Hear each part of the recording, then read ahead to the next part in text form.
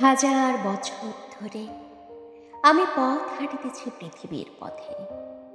সিংহল সমুদ্র থেকে নিশীথের অন্ধকারে মালয় সাগরে। অনেক ঘুরেছি আমি বিন্দিসার অসুখের ধূসর জগতে, যেখানে ছিলাম আমি আরো দূর অন্ধকারে বিদর্ভ নগরে। আমি ক্লান্ত প্রাণে, চারিদিকে জীবনের সমুদ্র সফেন। আমারে দুদণ্ড শান্তি দিয়েছিল নাটোরের বনলতা সেন।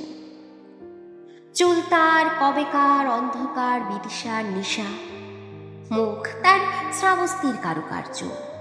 অতি দূর সমুদ্রের পর হাল ভেঙে যে নাবিতে হারিয়েছে দিশা।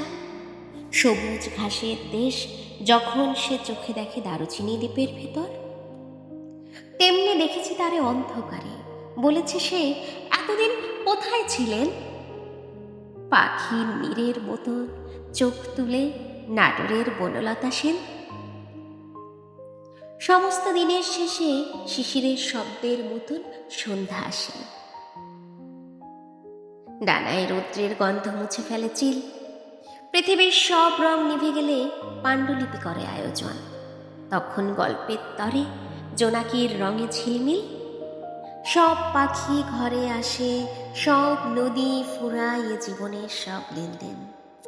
থাকে শুধু অন্ধকার, মুখোমুখি বসিবার বনলতা সেন।